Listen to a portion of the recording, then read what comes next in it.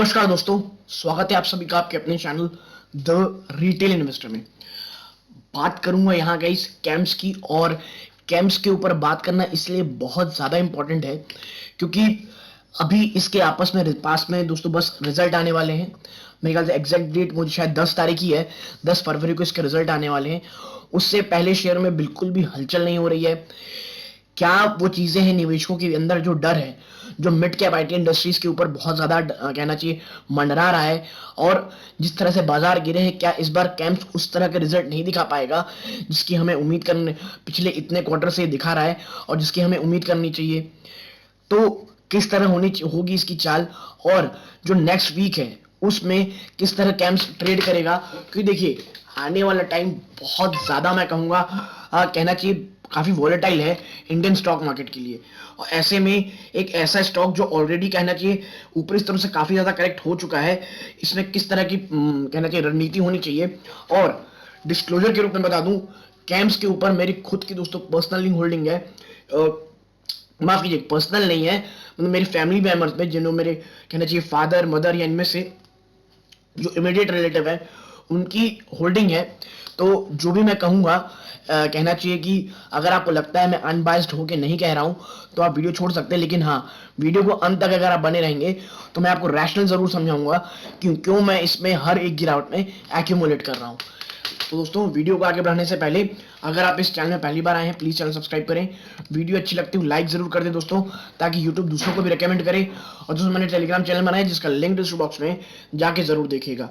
अब चलते हैं सीधा शेयर प्राइस की तरफ। दोस्तों, फ्लैट सी क्लोजिंग है आज। निफ्टी आप देखेंगे तो लगभग कहना चाहिए 200 पॉइंट से ज्यादा की गिरावट दिखाया है, उसके सामने ये फ्लैट सी क्लोजिंग है। क्योंकि देखिए अब जो कैम्स है वो एक कहना चाहिए कंसोलिडेट कर रहा है दोस्तों, एक प्रकार से कंसोलिडेट कर रहा है। और आज की क्लोजिंग के साथ आप मान लीजिए निगेटिव मान लीजिए या कह लीजिए कि ज्यादा नहीं गिरा है, लेकिन हाँ, जो 2900 है उसके नीचे इसने क्लोजिंग दी है, जो कि थोड़ा सा कह सकते हैं एक वीकनेस की निशानी है थोड़े शेयर प्राइस के ऊपर। लेकिन मैं ये नहीं कहूंगा कि शेयर में बहुत ज्यादा गिरावट होगी। देखिए, शेयर निचले स्तरों से काफी अच्छे से अपने आप को रिकवर कर रहा है और अब कंसोलिडेट कर रहा है, यानी कि जितनी गिरावट का कहना चाहिए एक लंबा सेशन था वो अब खत्म हो चुका है। मैं आपको दिखाऊं, पिछले 5 दिन में आप देखें 7% से ज्यादा शेयर भाग चुका है दोस्तों। ये देखिए, मतलब ये देखिए, ये तब से कंसोलिडेट कर रहा है। पिछले एक महीने में आप देखें तो ये जो गिरावट आई थी 2600 की, बल्कि ये 2600 से भी नीचे गया है दोस्तों एक बार। हाँ, ये देखिए, ये लगभग जो आप देखेंगे 52588, इसके बाद से जो इसमें तेजी है दोस्तों, ये देखिए आप 11-12% की तेजी आ चुकी है। और अगर आप मेरे पुराने व्यूअर्स हैं तो आपको पता होगा 2500 के आसपास मैंने कहा था बहुत अच्छा स्टॉक है, आराम से आप इसे एक्यूमुलेट कर सकते हैं। और देखिए, जिन लोगों ने भी इसे एक्यूमुलेट किया होगा वो अभी अच्छे खासे दोस्तों तेजी में रहेंगे। कि देखिए, मैंने पर्सनली भी, मैं आपको बताऊं, मैंने इन लेवल्स में इसमें कहना चाहिए निचले स्तरों पे इसमें बाइंग की थी। देखिए, कई लोगों को ये प्रॉब्लम रहती है कि जो प्रमोटर है, ठीक है, प्रमोटर है वो अपनी माल बेच रहा है।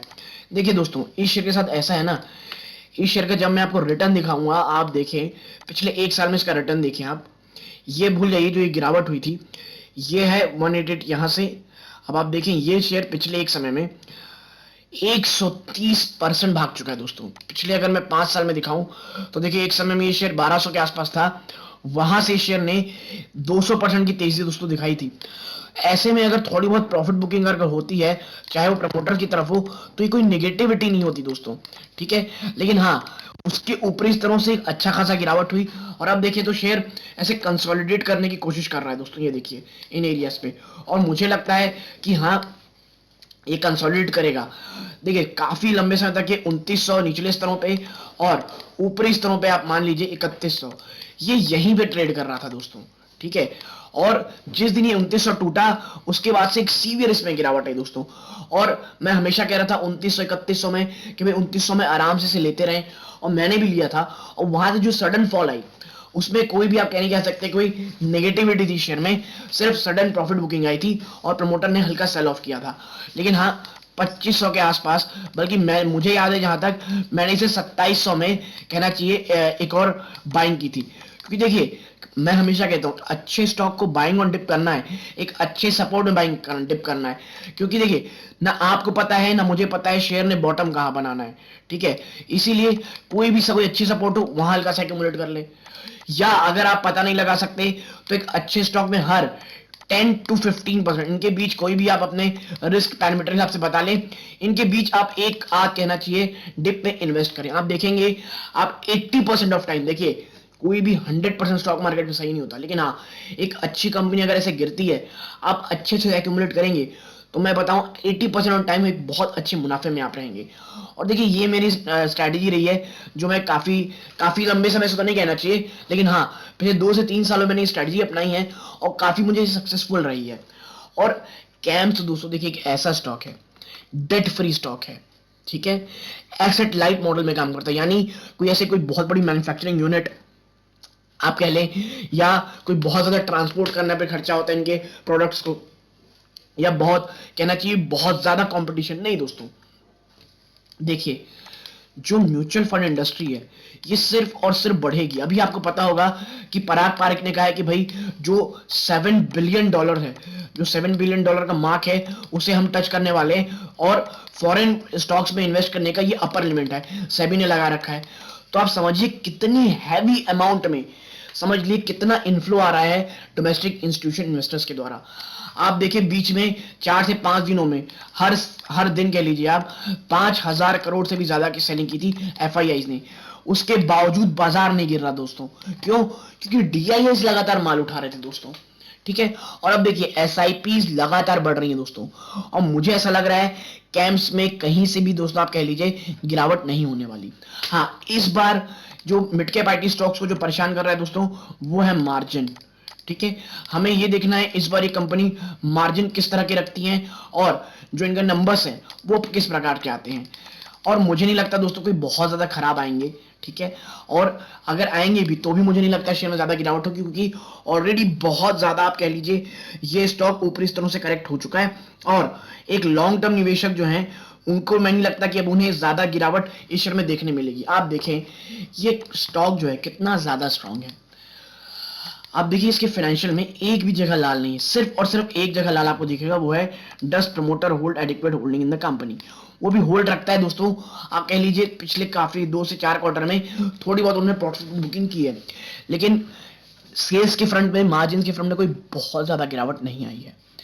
आप देखिए कहीं और आपको रेड मार्क नहीं दिखेगा, चाहे वो कंसिस्टेंट मेकिंग प्रॉफिट हो, अर्न इंप्रूविंग ओवर ईयर हो, प्रॉफिट मार्जिन स्टेबल होगो, और company with low promoter pledge होगी, हर एक चीज आप देखें, हर एक चीज में ये स्टॉक आपको हरा दिख रहा है। तो आप मुझे बताएं इस शेयर में गिरावट अगर हो तो क्यों इसे बाइंग और डिप्स की स्ट्रैटेजी में हम ना रखें। और देखिए अगर गिरावट होती है तो अगर मैं आपके साथ बोलूं कि वो कौन से लेवल हो सकते हैं, तो आप देखें ये शेयर का कहना चाहिए, आप देखें ये अभी इसके उन रेजिस्टेंस 2 को भी तोड़ करके गया है दोस्तों, अभी यहां नहीं आया, 2900 में आसपास ये ट्रेड कर रहा है, मान लीजिए 2900 में ही है, वहां से गिरावट होती है तो सबसे पहला पिवट पॉइंट आता है 2650, और लिटरली यकीन मानिए ये मुझे बहुत अच्छा लेवल लगता है एक स्मॉल चंक ऑफ इन्वेस्टमेंट का। ठीक है, उसके बाद देखिए 257, और ये यही वो सपोर्ट है जहां पिछली बार शेयर यहां से कहना चाहिए बाउंस बैक करना शुरू कर दिया था। उसके बाद 2450, मुझे नहीं लगता अभी शेयर यहां जाएगा दोस्तों, लेकिन अगर जाता है तो 2450 से लेकर के 2470 से 2475 ये वो लेवल है जहां हमें इस शेयर को एक्यूमुलेट करना चाहिए। लेकिन देखिए ये अपनी पर्सनल स्ट्रैटेजी बता रहा हूं, जिस तरह से मैं बाइंग और डिप्स की स्ट्रैटेजी अपनाता हूं, मुझे कैम्स में कोई भी इस बिजनेस मॉडल में, क्योंकि देखिए जब आप स्टॉक लेते हैं ना तो आप न्यूज ड्रिवन रैली या क्वार्टर रिजल्ट पे नहीं देखते हैं बस उसमें ये देखते हैं कोई भी मैनेजमेंट की कोई गलत गाइडेंस तो नहीं आ गई। अगर क्वार्टर रिजल्ट अगर थोड़े बहुत खराब आ भी गए तो क्या ये वन टाइम खराब है, सेक्टर में कोई दबाव है, तो सिर्फ इसलिए क्योंकि देखिए बिजनेस मॉडल में कोई इशू नहीं है, लॉन्ग टर्म में ये शेयर आपको काफी अच्छे रिटर्न ही कमा के देगा।